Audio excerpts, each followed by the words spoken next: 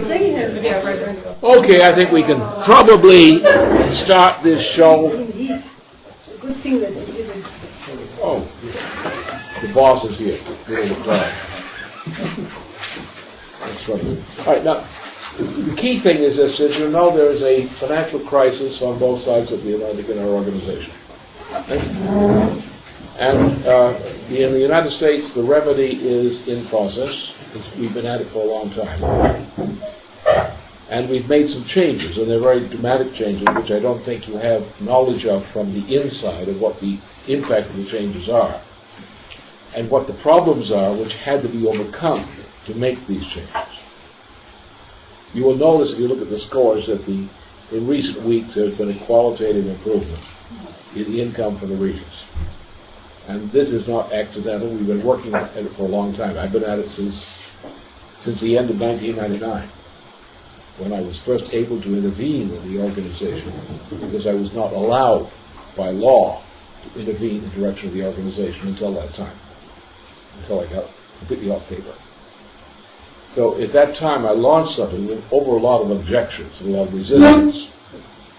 We more easily, at the beginning, we succeeded in revitalizing the National Center's performance in terms of income, because Jerry did a good job in getting on top of the case, organizing the team, and it worked.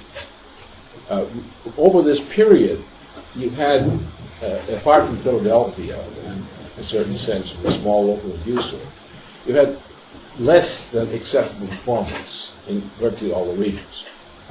And this was habituated.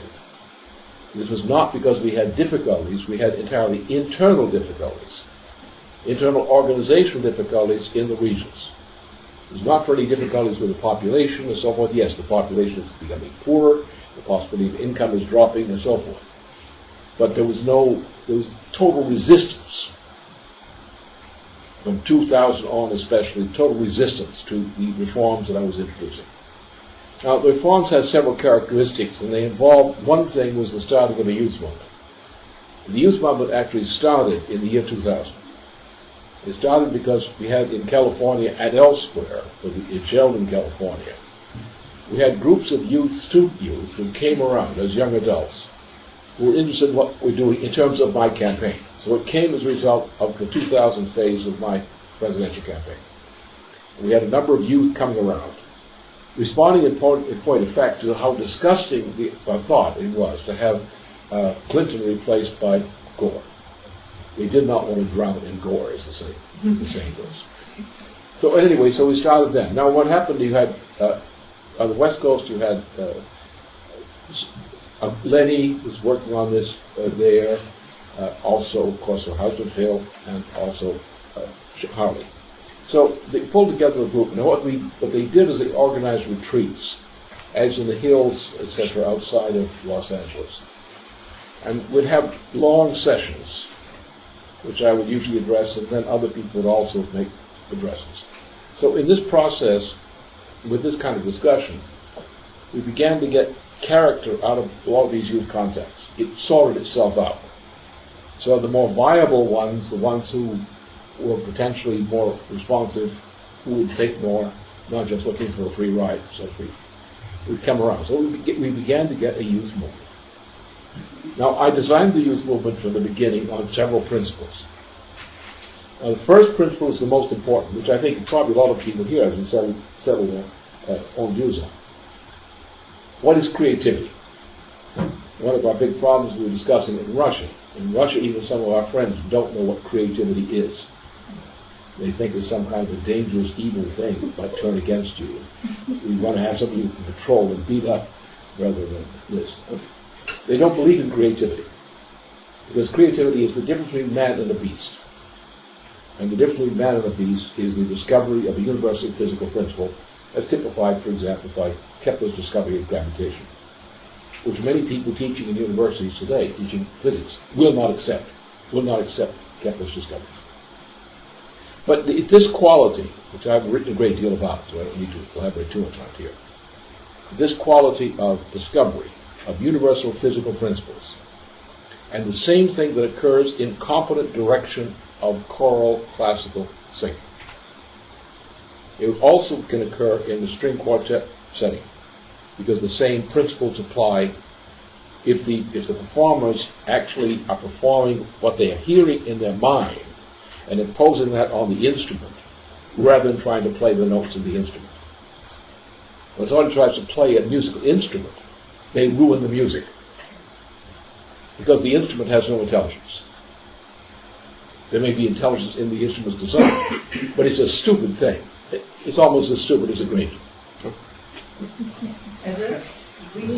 Green. But the intelligence lies when the tone is heard in the mind of the performer, and the performer gets the instrument or the human voice or the woodwind to produce the tone they hear in their mind, then it's music. When they're trying to play the notes of a score on an instrument as if their mind were not involved, but only their sexual appetites, then you get a bad effect. We did a real demonstration recently, which I referred Arnold's attention to recently, because I thought he might want to revive his efforts in that direction.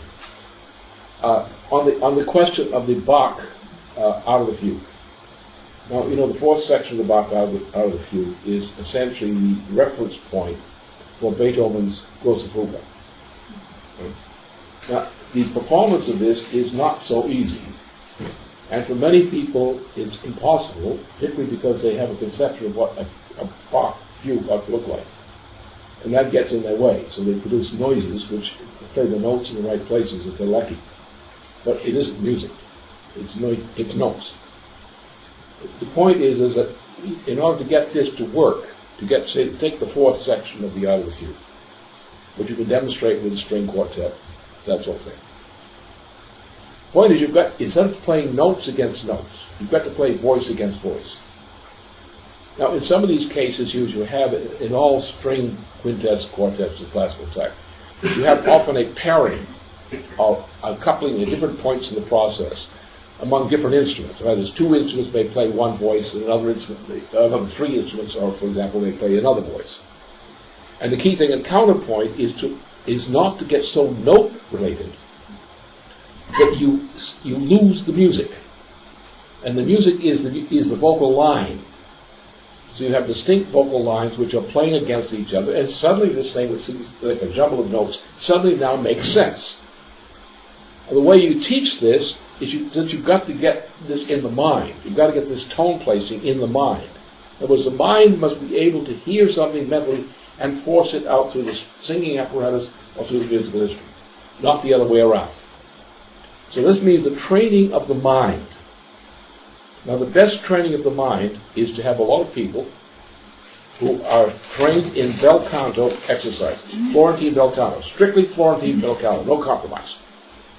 Because you want to get precise intonation, which our friend Norbert Weiner was famous for. Precise intonation. You're going to deviate from precise intonation, but before you can deviate, you've got to get there. You can't get near a village unless you go to the village itself.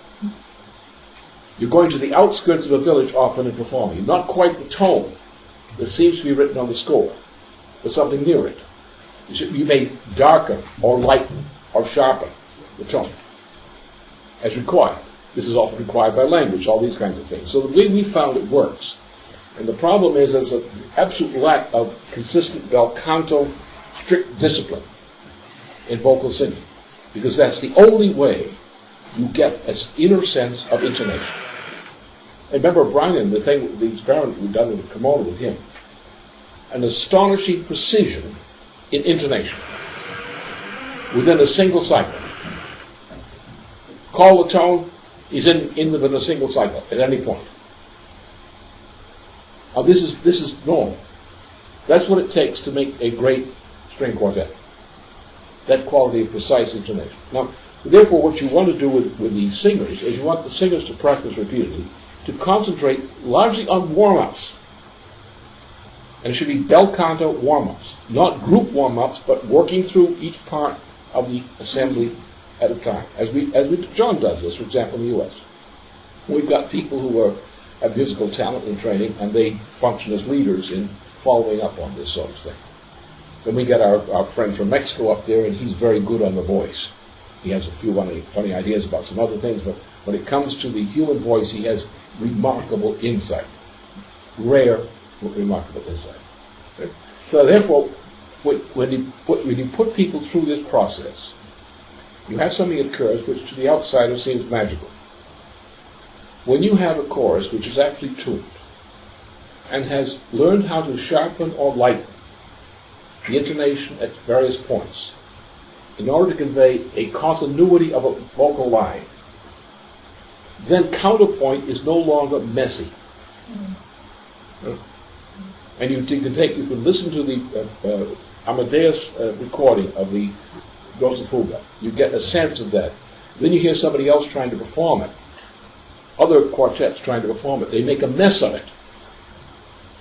It's a splatter. It is a splatter of notes. It is not a coherent idea. Because the trick, of course, in music is that the idea must go into your mind as an idea, not as a sound. The conception of development must go into your mind as an idea, not as sound.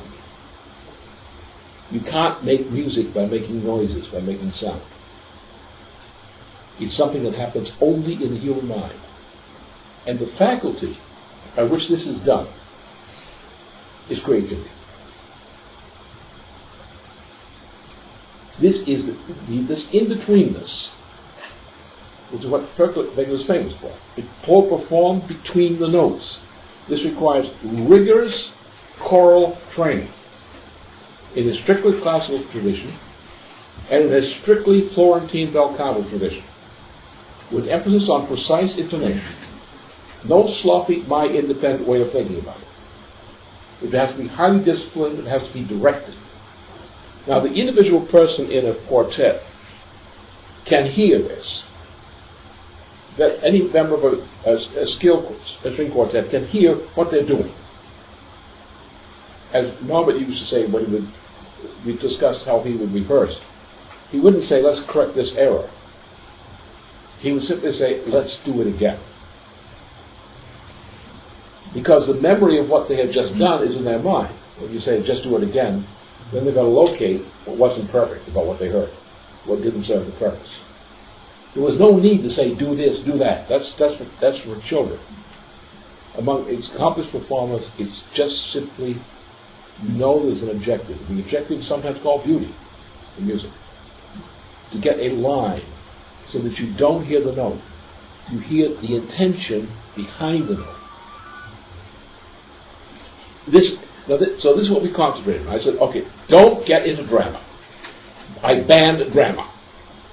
Don't do it. We've got a few people who can teach people something about drama they can learn from it. But the romanticism is so strong an influence, you cannot get any rigor. It's a mess. Stick to choral music. Because there's a discipline. You cannot make up your own mind of what you'd like to express. You have to meet the group responsibility in the chorus. And only in that way can you succeed. So therefore we stick to two areas. One, creativity as defined as scientific creativity, which is a relationship of the individual mind to nature. Music, as the typification of classical art, is the relation among social processes, the relationship of the individual mind to a social process. The most excellent expression of that is the Bach fugal work, which is the relationship of the individual hearer or singer to the social process, and the identity of the composition lies not in the parts heard, it lies in the composition as a whole. Now, we have achieved with the youth movement, by comparative academic standards, we've produced in the youth movement a better rate of progress in actual understanding of scientific work than I've seen in any other location or any other circumstance, including universities. We're doing a better job than the best universities are in educating youth in science. And by coupling this, recognizing there's a difference between a scientific appreciation of something in nature and a comprehension of something in a social process. Music is the most natural expression of the social process as such. And that's what you want to get. So you want to get this relationship between two things. The mind, which understands the physical universe, that's individual. It may be social in implications, but the object you're focused upon is how is nature or how is the social process behaving as an object of investigation. With art, you're focused, with classical art, you're focused on the principle of social organization, which is expressed by the director of a chorus who knows what he's doing. The chorus which rehearses on the basis of warm-ups, which are bel canto warm-ups, and get the chorus tuned up before doing anything else with it. Tune it up. But don't start it to sing until you've tuned it up, because they're going to have enough trouble in doing a good job in the first place, particularly with an amateur chorus. So you've got to get all the groundwork has to be straightened out beforehand. And it takes time. It may take a half an hour to do a warm-up for the chorus, just to get them in tune. Then go at it. Then you will hear, they're doing everything right, but it's wrong. They're not making any mistakes. Look at the score. They're not making any mistakes. And given their vocal training, they're not doing too badly. But why is it wrong? It has no coherence. It has no integration. Then the director has to do what? What Feiglin talks about. The director has to start to say, darken this, do this, adjust this. Because what has to emerge as a challenge of the Bach, of the Out of the Fugue, or the challenge of the broken fugue of Beethoven, is to take a bunch of notes and get rid of the notes. So the mind is not focused on the notes, it's focused on the process of development, a vocal line, or the equivalent of a vocal line. See, for example, like the fourth part of the Out of the Fugue, a problem arises there. Is how do you get this distinction, the vocal line? Well, you have to color the line that you want to color so that it stands in contrast with another line which has a different color, and you want to bring them together in a resolution which comes like a discontinuity, which gives you the idea of the composition, and now you want to recapitulate that. That is words. And we were doing that in Leesburg. They came up to the house, and we went through this for about an hour and a half. And just experimentally, this thing became very clear as a very specific example of what we have to do. So, the change in the organization is a result in the U.S., and the improvement is spectacular. The change comes, first of all, from the fact that the youth movement changes the organization. As long as the youth movement is done the way I've prescribed, it works. Any other approach to the youth movement doesn't work. It'd be a failure. Because you must deal with this population. Remember, you're dealing with 3 generations. You're dealing with the baby boomer generation, largely now concentrated between 55 and 65 years of age. They're about to go out of power. They're at the end of their professional careers. And they were brainwashed. They were brainwashed and mentally destroyed by the Congress for Cultural Freedom, which was a deliberate intention of the British and certain people in the United States at the end of World War II to eliminate Roosevelt. They couldn't eliminate the effect of Roosevelt's success with the older adult generation, our generation. They couldn't do it. They could corrupt them, they could intimidate them, but they could not make them essentially rotten. He said, you're going to make their babies rotten. We're going to make the children born to the returning veterans rotten. How? We're going to have a social studies and art program based on existentialist conceptions of sophistry. So you had the entire population of Western Europe and the United States and other parts of the world subjected to brainwashing in this form, the Congress for Cultural Freedom, based on the existentialist model which was known here in Germany in terms of the Frankfurter Schule, or Schule. And that's what was done. So therefore you had a population which, by sophistry, by adapting to the mood of, you have to be an anti-communist. You have to be a passionate anti-communist. You have to be totally irrational about it. You have to be pure rage about it. You have to know that you can be crushed if you don't think in a certain way. If you think differently than the other guy in the class, you're suspected. And it was started on the little kiddie level with things like Dr. Spock's book on how to raise a child. So there was a systematic brainwashing of an entire generation. And this came out as the 68er phenomenon. Now, the 68er phenomenon has certain specifics. The specific is, first of all, it's concentrated in the United States on the universities which are associated with Ivy League standards. That is, universities which are regarded as the places from which product is emitted to enter the professions, government, and so forth, the leaders of society. So the 68ers, the ones who went through these educational institutions, and higher education in particular, these are the ones who were the most rotten, the most hit in this process. Because they were targeted. They figured the working slob, the blue-collar guy, you don't have to worry so much about him. He's not going to do anything anyway. But people who deal with ideas, who in the nature of their profession and occupation deal with ideas, these are the people you want to destroy. That's exactly what the cult of Delphi did to the families of the Greeks of Athens that led to the Peloponnesian War. This is sophistry in an extreme. It's a study of sophistry applied to modern society. These people have no morality whatsoever. None. They have pragmatic morality. And the typification of science, of course, as I referred again today, this thing is this Einstein-Born correspondence, which Born, who was technically qualified as a scientist, was actually an anti-scientist by the time he had gotten the debate. He'd lost his soul. And there was Einstein, who had been one of his teachers.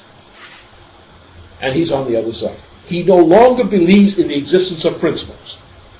He believes in the existence of mathematical formulas, of tricks, of procedures, but not in an idea as such, which is the problem we have among many of our Russian friends. Because that ideology in Russia is not just communist ideology. The problem is this belief structure. The belief in the object, the belief in the symbol, as opposed to the actual discovery of an idea. Because an idea is real. It is not the shadow of something. An idea is real. An idea is like gravity, universal principle. How big is it? It's as big as the universe. That's why you call it universal. How does it manifest? As a discontinuity. As an object? No. What kind of an object? A discontinuity. There is no object. The object exists only in the universe and in the human mind. It doesn't exist anywhere else as an idea. Only in the universe and only in the human mind. No animal can do it. It's pure creativity. So therefore the point was with the youth movement is to deal with this problem. You have the youth movement, the adult movement, the baby boomers are generally immoral. And when you deal with them as I deal with them in the Congress, for example, in the Senate, you run into that problem. They're not immoral in a broad sense, but they're immoral in the sense that they're sophists. They're all sophists. Even many of the best of them. They don't know what truth really means. Truth is not a question of something you have to do because it's truthful. Truth is something you can contemplate. You can have an opinion about it. Do I have to act on it? No, I don't think I should act on it this time. The U.S. is going to pieces. Oh, well, maybe so. But I can't act on it this time. But we won't have a U.S. pretty soon if you don't act. I'm sorry, but I'm not going to act at this time. That's the baby boomer. At his best. At his moral height. Then you get the tweener generation. And this is not just my observation. These are studies of this in the United States among leading circuits of some of the problems of government. Tweener generation. They tend to be religious fanatics or self-righteous bastards about something. So they are not capable of governing because they are so frozen. Their minds are not open. You can't teach them anything, really. That's why they tend to become attracted to religious fanaticism or similar kinds of fanaticism. They're not bad. They're more moral than the baby boomers, but they're not good either. The only chance we have for civilization is with the education of young adults. Now, what we have is not the ability to take the entire young adult generation and educate them directly. We don't. We have to develop a cadre of people who exemplify and spread the disease that we're creating. We have to infect them with the disease. And this has made a fundamental change. As you probably have noticed, we've had a number of people who have been approaching their 30s are now in key positions of leadership in the California Democratic Party, and have won contested elections by this process. We have people in the youth movement who are a key factor in educating the Congress, who are working closely with members of the U.S. Senate and committees of the Congress, who are influential all over the United States in their functions. The entire auto industry thing centers around us, no one else. The question of reorganizing the U.S. military now centers around us. And the youth are the means by which we do it. Because, as you know, there are only a handful of us who are really senior in this area and can handle it. And it's the youth that makes a difference. Why? Because we did the right thing about developing them, and the right thing about using their talents. That is to make sure. Don't try to splatter them with education. Forget it.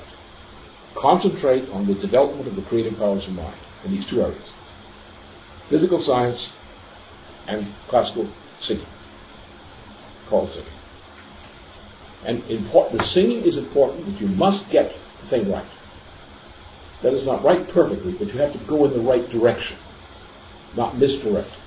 You must bring forth this idea of counterpoint, what counterpoint really is. Because otherwise it doesn't click. If they're just singing notes, it doesn't click. They have to actually get into the counterpoint. It has to come out of the mind as an intention of the mind, which you now can physically effect in terms of what you do. And the choral director is crucial in this, because the choral director in the chorus is crucial in the sense of hearing the overview of what's going on in the chorus, and therefore can say, darken, sharpen, this, so forth.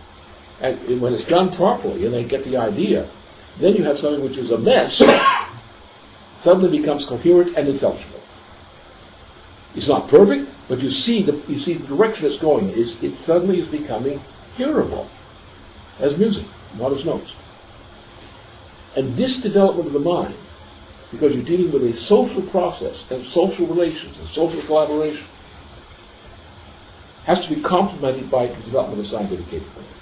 That's what we're doing. Now, what do we have to clean up? Well, we've had a lot of problems which are on both sides of the Atlantic, which are characteristic of various parts of the history of the organization. You have the 77 to 1982 interval, which had the organization was taken over by some enemies. But among the things that happened, which had an absolute idiot who was running his little firm,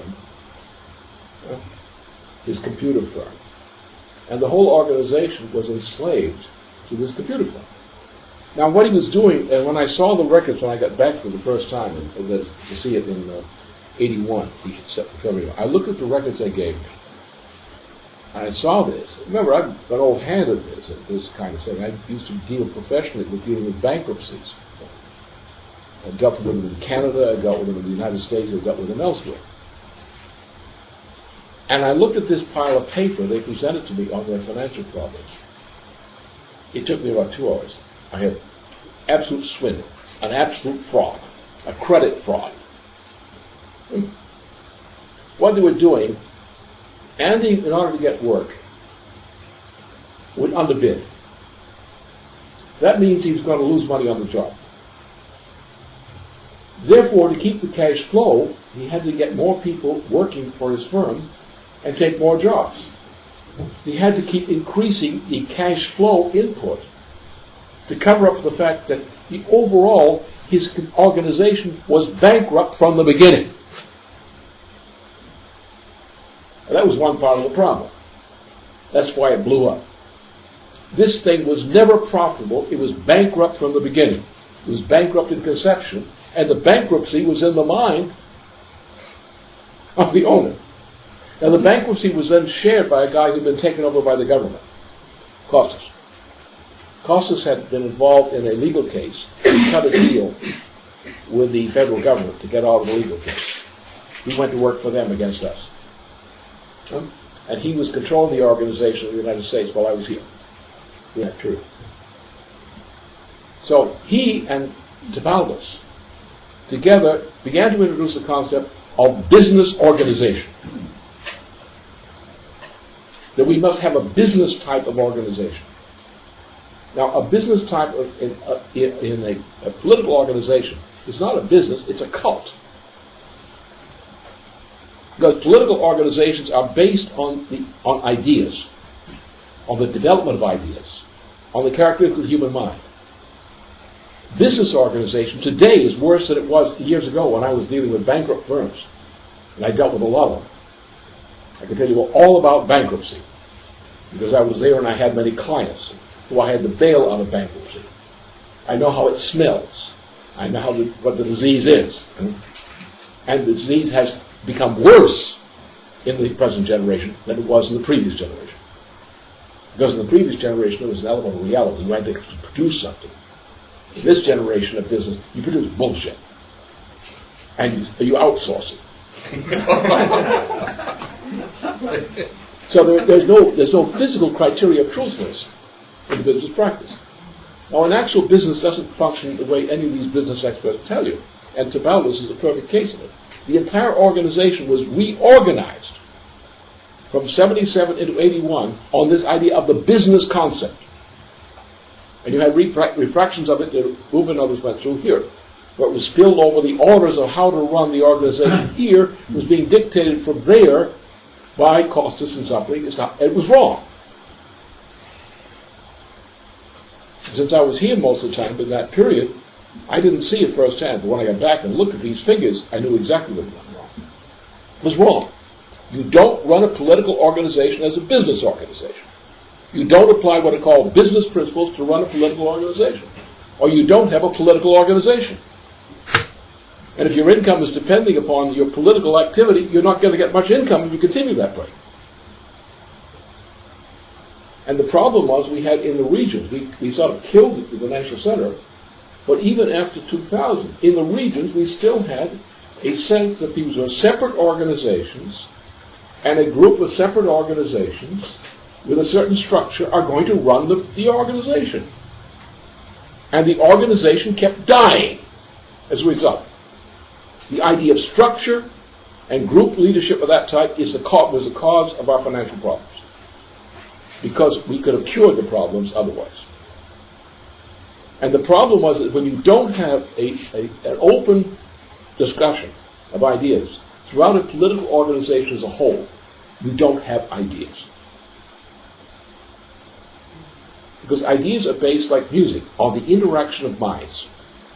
And therefore the open, free and open interaction of minds, with no special kinds of divisions, except the division of leadership, which is something in itself. But leadership is essentially facilitating all people coming into the discussion and using their minds. You don't have some people making decisions and other people carrying out orders. Yes, you have a command structure for action. But the ideas that determine what you're going to command has to be determined by a group process of discussion of ideas, not discussion of orders. Now, what happens is that when you go into this business type of organization, in a political organization, you kill the mind. And you get stupid people out of it. You stupefy them. You destroy their creative powers, their insight. Now, when we bring the youth into the situation, as we did in the States, and you develop the youth operation, they kick butt. And that is good. They are lack of respect for seniors. That is excellent.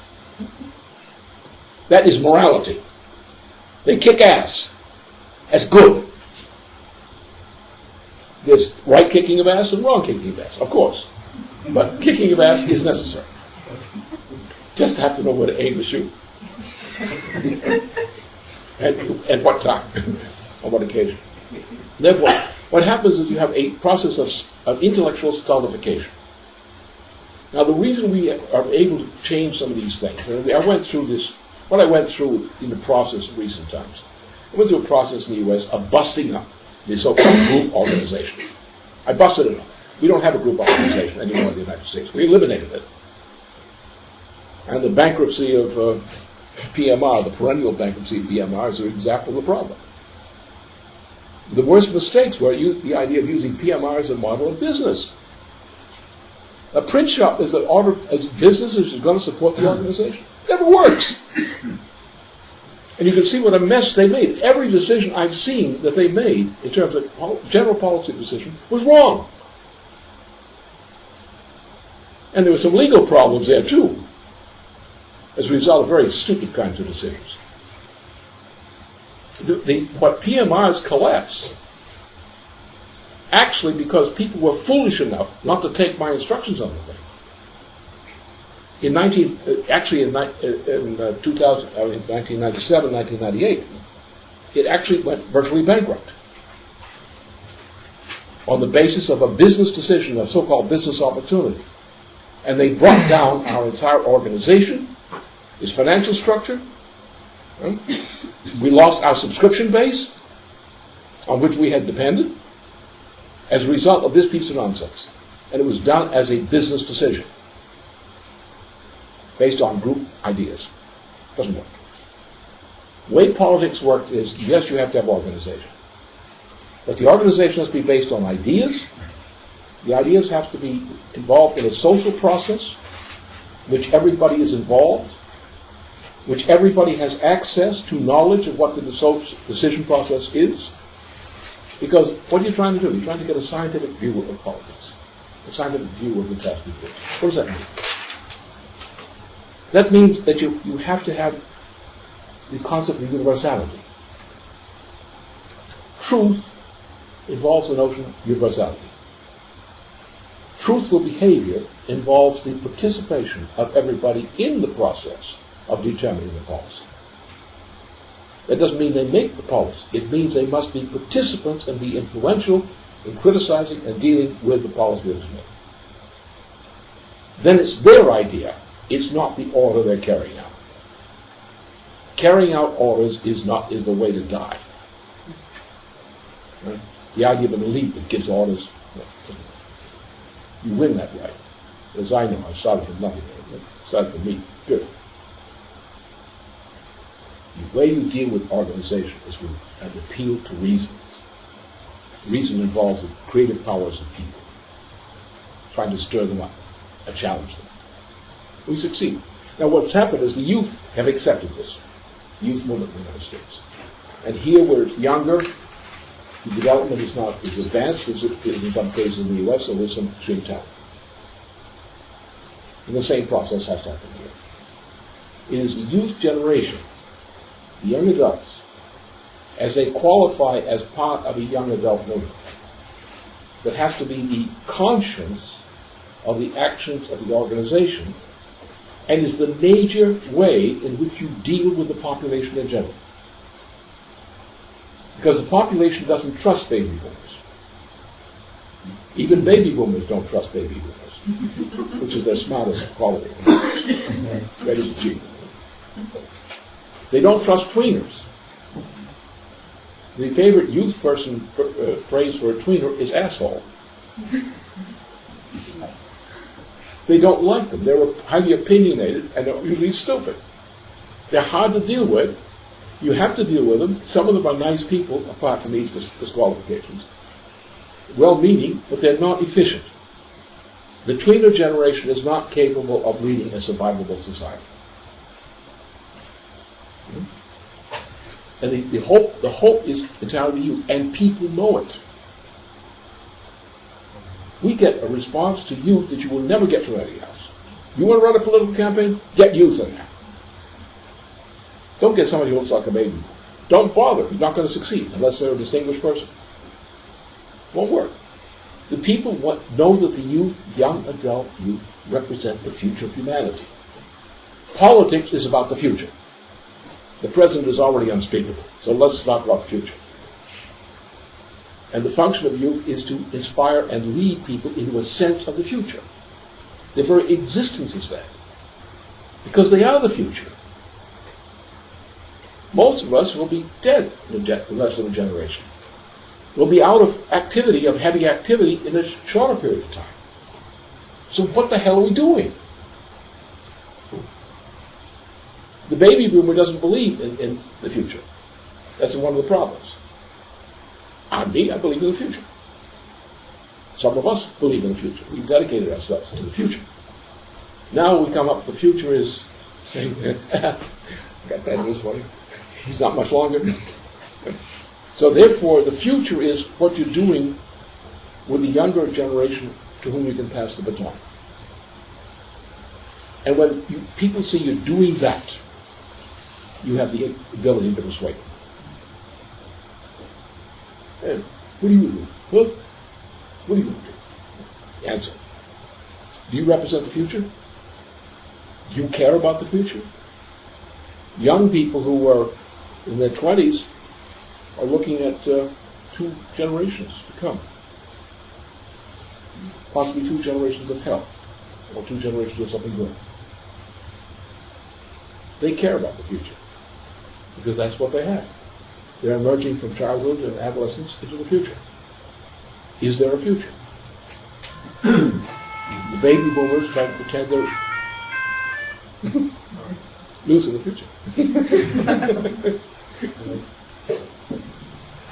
So that's the key problem. Right? Now that's what we're curing. Now what's happening is this. We are in a full-scale mobilization, strategic mobilization, and you have to understand something. If the United States goes under, Europe doesn't have a chance, nor does Asia. There's no way that Western Europe, Europe in general, or Eurasia could survive if the United States goes under. Not possible. Because, first of all, Western Europe is heavily oligarchical. That people left Europe for what became the United States to get where they could do something without the damn oligarchy hanging around their necks. So we took the best of European culture and we moved it into North America,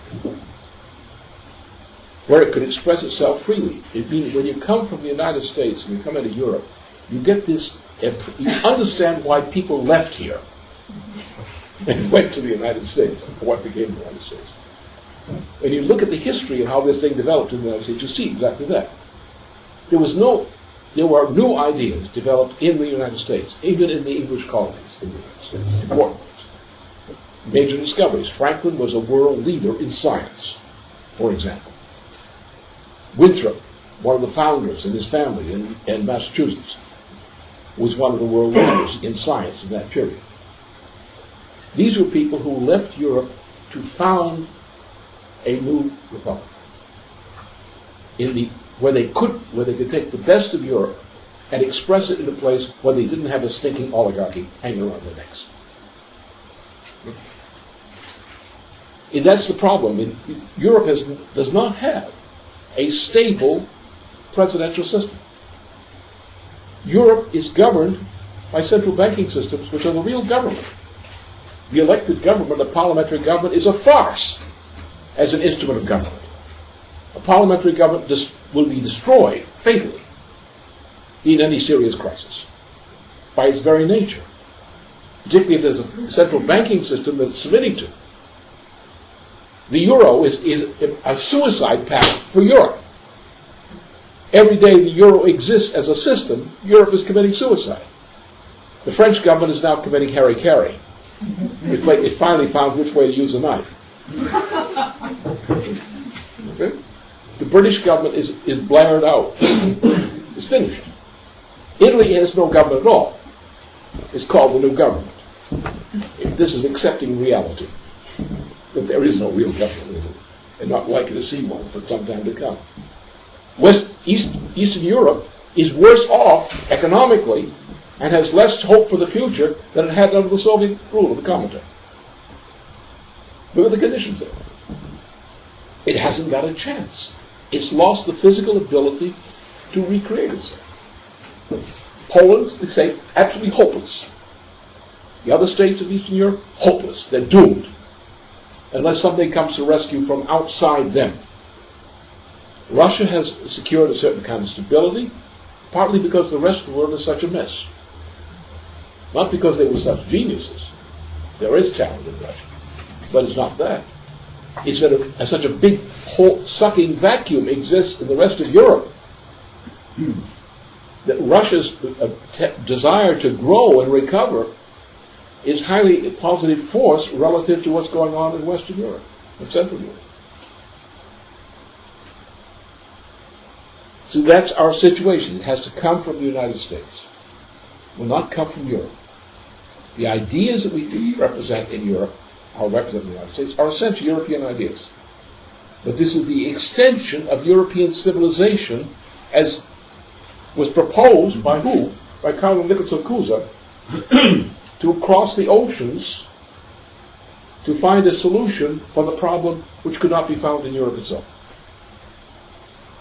This was the whole process. Huh?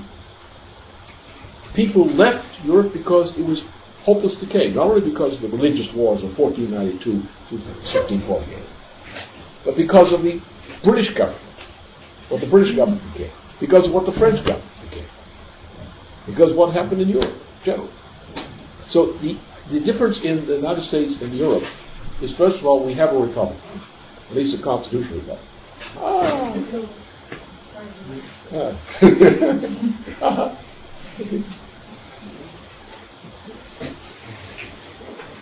Therefore, the ideas.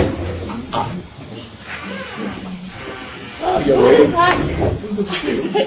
Good to see you. We recorded what I did before, so you can suffer through it yourself. Thanks. Okay.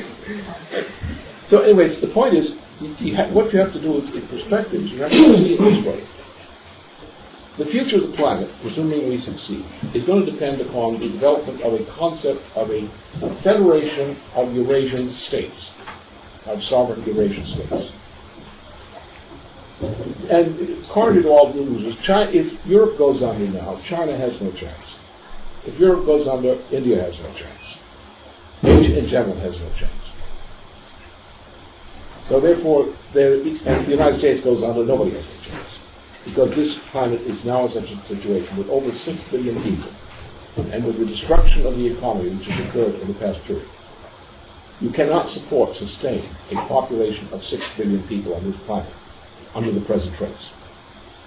Therefore, a prolonged depression, which is almost virtually inevitable unless we do something about it, means that the whole planet is going to go into a dark age.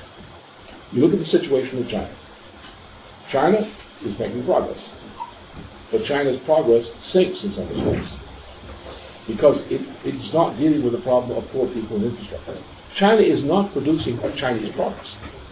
China is producing European and U.S. products for European and U.S. consumption. India, 80%, 70%, in desperate poverty with no improvement.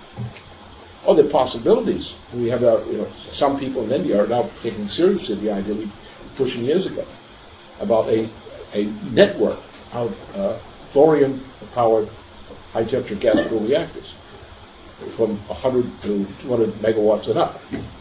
And with that, you could probably, if you scatter enough of these over enough part of India, you could suddenly transform the landscape in a way which you're probably the only way to save India from catastrophe right now.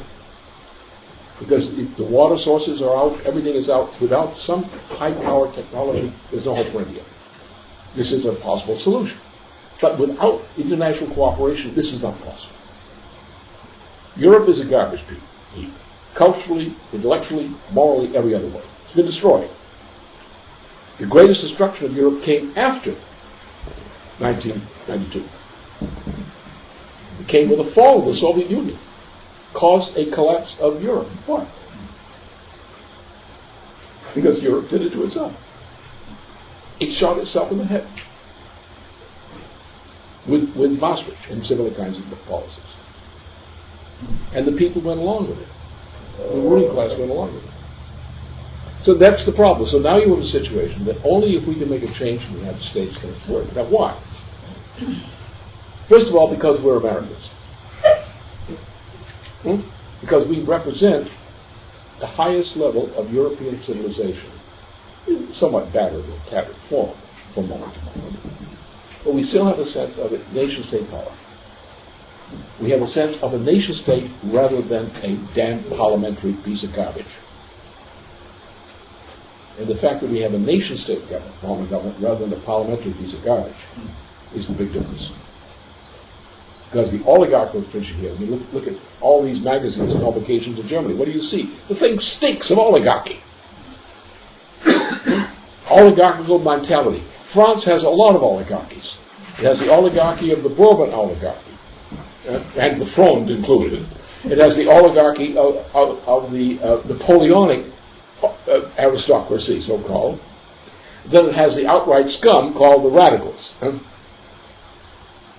It's not going to function too well. It has not. It has not improved very much. Jacques has tried, but it's going to take a little more than just something inside France to save France. Italy is dead. Italy is not even two countries in it anymore. It used to be two countries, Mezzogiorno in the north. Now it's being fragmented still further. It's going to be destroyed. So that's the situation. Therefore, if we, with our constitutional system in the United States, intervene in the one thing that is absolutely indispensable to deal with this economic crisis, is to return to what the equivalent of a Bretton Woods system. But that cannot be done by saying Bretton Woods system. That can be done only by going back to the principles of the American system, which is provided for in the Constitution, and no European constitution allows this to occur. The United States does not have a monetary system. Europe has a monetary system. The governments in Europe are controlled by central banking systems, which represent private banking interests, private financier interests. Therefore, no government of Europe is sovereign. They're all subject to European Central Bank, local central bank, international banking, IMF, etc. No government is a government. It's a stooge. It's an errand boy for these authorities, these oligarchical authorities. In the United States, our system is not a monetary system. It's a credit system, a federal credit system. There is no value in money at all. Only idiots believe that money has value. That's why Marxists were stupid. They believed that money had some value, some intrinsic value. Money has no intrinsic value. What killed Marx was his theory of value, which is a piece of stupidity. The United States has a constitutional provision. We create money as the form of credit. The government is authorized, with the permission of the Congress, to order an issue of currency, of official currency, as a monopoly of government. No other agency. That issue of currency is a means for doing what? Right now it means practically the following measures have to occur. Otherwise, forget it. What has to occur is the federal government must put the central banking system of the United States, or equivalent, Federal Reserve System, into receivership.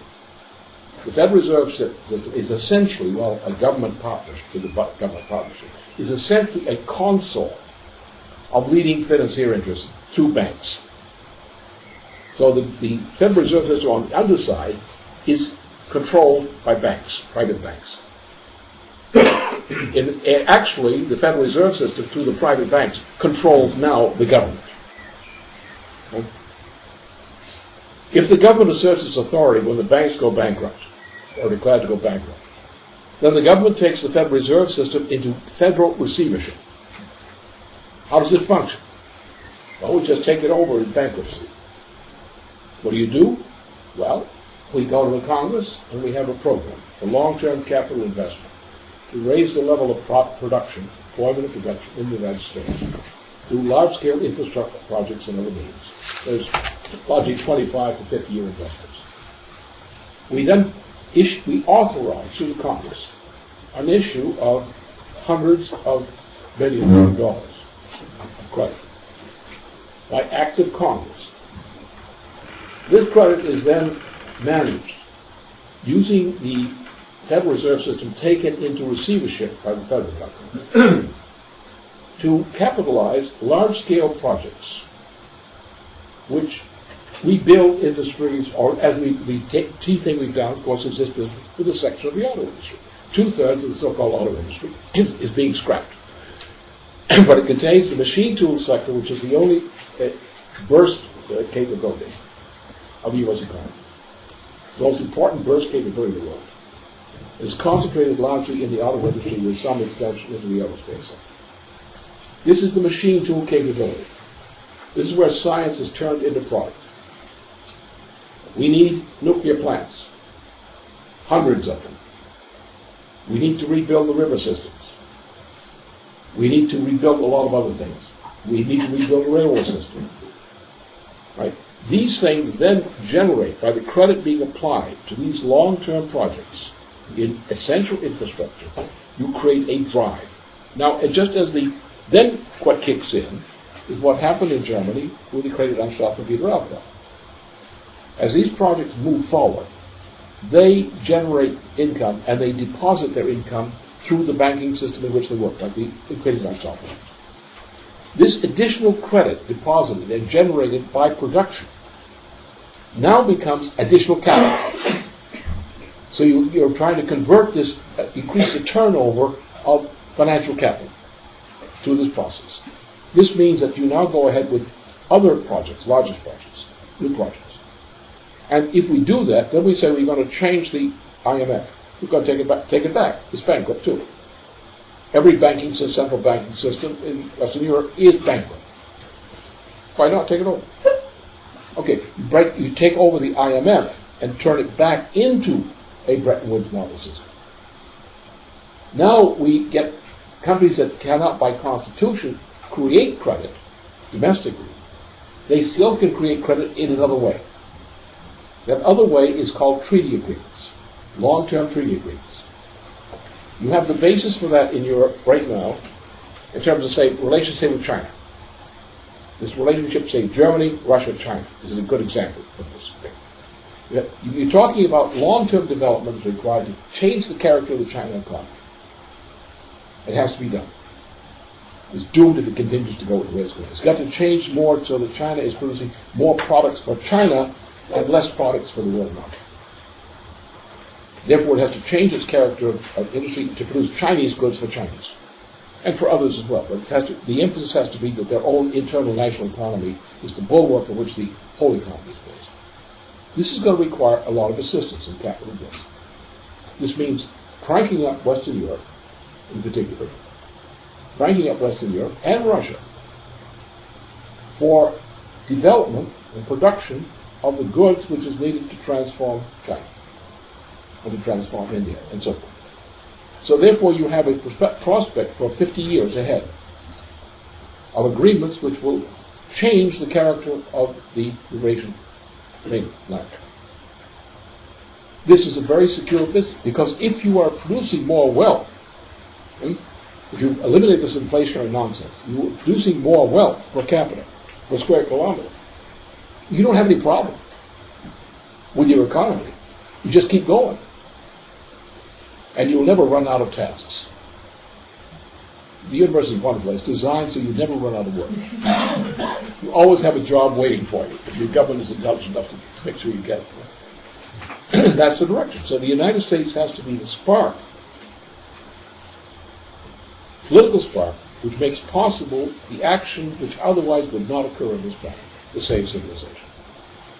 And as we're sitting here today, you are weeks at least, or most months away from a total collapse of the present system. It's here, it's happening. This is not some speculation. This is now. And what we're doing in the United States is essential for this purpose. And it's being done with yields. So therefore, what you have to do here, the lessons of what we have succeeded in doing, we're now reviving the ancient people, who are the younger generation I am, but they're now aged and they're about to rot, or Strawbrook effect, in California. They were the hard cases that would not improve. They refused to improve. They made it a matter of principle. They would not improve. They're now improving. And every other part of the U.S. organization has undergone a qualitative degree of improvement in the past months. And that's what we've been driving. And the key driver in this is the youth movement, the way I run it, the way I've set it up. And that's your weapon here. Look at the income. Look at your problems here. The present system is not going to work if you just continue this way. You've got to change it. And you have the weapon to change it in the role of campaigns, political campaigns, which are dominated by youth and which are highly aggressive campaigns. You're dealing with a Germany in particular here, which has no future. Under the present government, the present policies, the present political system, Germany has no future. And that's not a distant prospect, that's a nearby prospect. This country could disintegrate in a very short period of time.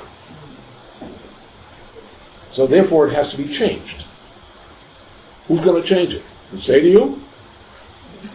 The SPD? The Greens? They already did it too much. Who's going to do it? You're going to do it. You're going to do it because we demonstrated in the U.S. how you can do it. We've only got 2 youth movement contingents of any size. And you have to have them in sizes. You can't chop the youth movement up into pieces. And it has to maintain its integrity as a youth movement. You can't break it up and absorb it. Or try. It's suicidal. So if you have only 2, this means you want to have youth groups with minimum 15, 25 in a group. Otherwise you don't have a functioning youth group. All right, so you have 2 youth groups in Germany now. One in Saxony, one in Berlin. Fine. Berlin is the place to be. About 4 million people, and Berlin is the future of Germany. If it goes down, Germany goes down. If it goes up, Germany goes up. Okay? Saxony is one of the poorer areas of the former DDR. But it has a built-in potential which is not yet destroyed. And Kassenwerder and so forth, under certain inspiration, and a kick in the butt or 2, did manage to pull off a very credible performance in Leipzig. And so you're at the point, because you see it in the U.S., I just one other thing in the U.S. You look at the Democratic Party now. Now, it sort of, the Democratic Senate machine and so forth sort of fell apart in February of this year. It was under certain kinds of pressure and they fell apart. They're vulnerable. But a position in the county chair level of the Democratic Party organization, in the constituency groups, the voters are telling us, we want to kick this Congress in the ass, including the Democratic Party. This do-nothing, gutless Democratic Party. The one they were praising last year when we were leading the Democratic Party, at least in terms of policy. They say, kick them in the ass. They're turning to us. And the most effective thing we have is the youth movement. But we changed the organization in Leesburg in the sense that we destroyed the kind of intelligence operation that was sort of chugging around like a broken down locomotive in the office. And we now have a war room operation. We have ass kickers kicking asses and kicking ass kickers. We don't let people come in and say, well, today's intelligence is. Well, come on. Get out of bed. And we actually are doing creative work. For example, let's take the case of this one thing, this business with Cheney and Company. Right. Now, the intelligence you would get from the newspapers on what happened with the Libby case, if you didn't get it from us, or you didn't go to the U.S. and look at the sites we look at, or the people we talk to, you might get it wrong. Because interpreting newspapers does not tell you what's going on in any part of the world. Doesn't. Because they all lie. They suppress essential things, they shape it, like the reports in the U.S. major media on the Libby case and the Cheney relationship was fake. They took the actual reports and they scrubbed them down to eliminate the crucial features. Let me explain this. What's the crucial feature of the Cheney factor in the Libby case? Fitzgerald was never going after Libby. He was never going after Karl Rove. His target was Cheney, because he knew a long time ago that Cheney was the guilty party. Means you have to get Cheney, the vice president, out. To get him out, you have to have a case which is a solid prosecution type of case. What's the most important thing in a legal prosecution? Apart from all this about law. Motive. How do you get a conviction? Motive. Now what did he do, which is what's suppressed in the United States? What did Fitzgerald do? He went for motive.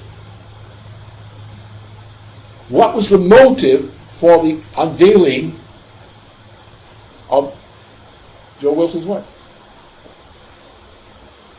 They have the motive. It's in Cheney's own handwriting, scribbled on this and that. It shows that Cheney, who was the superior of Libby, had an obsession of getting Wilson, an obsession of going after Wilson's wife. Therefore, now you have the crime, but that doesn't convict people. What convicts people is the discovery and identification of the motive for the crime. That's how you convict. And that's what was suppressed. The newspapers are playing this aspect down. Even they would report sections of the filing. But the only way you could get it, you had to look in detail, like with a lawyer's mind, at the filing as a whole, at all the filings. And you had, of course, we had some help from that people we're talking to who are also in other aspects of this thing. So we have a very thorough, in-depth intelligence scoping of this operation, much better than you would have any chance of having in Europe. We have it.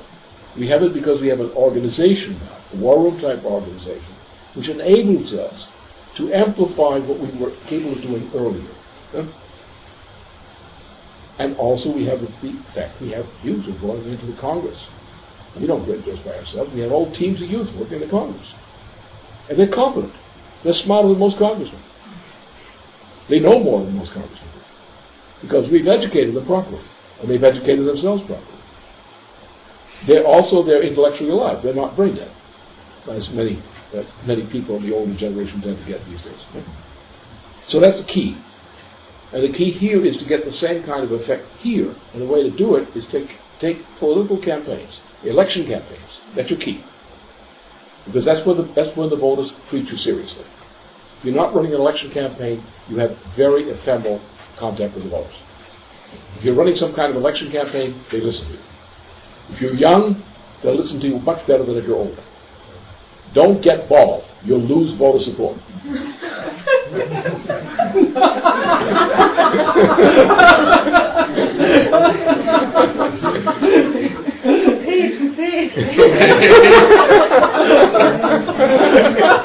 Anyway, so the point is, the point I wanted to get here before I left here and went back to the States, especially, is this point. We have a success in the U.S. It's a very significant success. It's not perfection, it's not paradise. A lot of problems. But we have broken the back of the major problem. We broke the back of it because we developed the youth movement the right way, deployed it the right way, and had the correct emphasis on political. For example, we have 3 elements of income as an organization. 1, the PAC. The PAC is scheduled at $125,000 a week. The $125,000 a week is for the political campaigns. We have a smaller amount which goes in from the regions into the national office to sustain the national functions. Otherwise, we have a third element, which is the money which is raised locally in each of the regions. These are the 3 elements. So that's what you have here, essentially the same thing. You have a national function, which is a national function. You have regional expenses, which are regional. And you have the campaign. And the campaign is the driver. It's the campaign that will get you your income. It's just a formula. You can take whatever we spend on LPAC will determine what we get as a lesser amount in terms of income between those levels. It's about 2 to 1. Twice as much spent on the campaign as on the national expenses. It works for obvious reasons. I mean, economics does not work on the basis of mom and papa stores. Economics is dynamic. It is not accounting. Never try to understand economics from the standpoint of accounting. You have to do your accounting, and which some people have not done things that were as illegal as they were in this area in the United States. But you have to be honest accounting, and we had very dishonest accounting, which was now ended. But accounting will never tell you how to run a business. Never let your accountant tell you how to run a business. He may have some sharp observations you should listen to, but don't let him tell you how to run a business, because he's inherently wrong.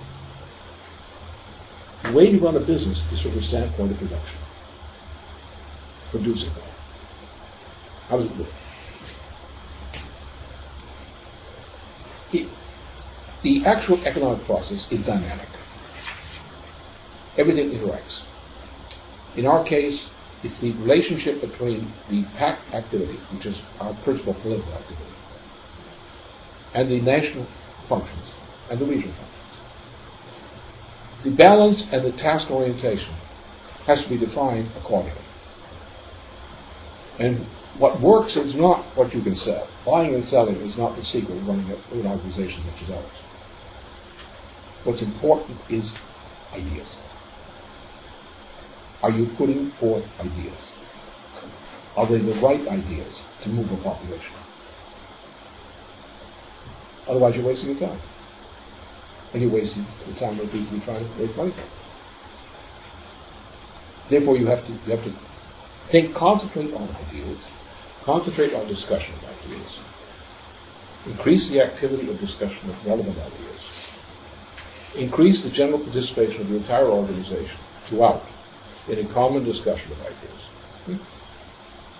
Use that as a stimulant, and then take the things we do have to do, like this campaign, that campaign, this issue, that issue, and run campaigns. Whether educational campaigns are an issue, political campaigns, it's about the same thing, and you find you will change the character of your income.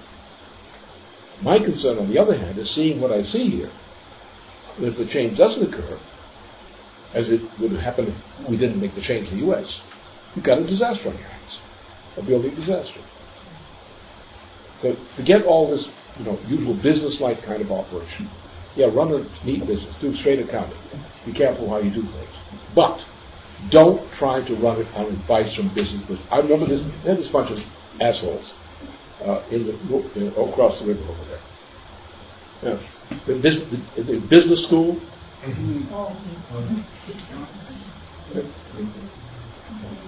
Whatever, find out what they teach and make sure you never do it.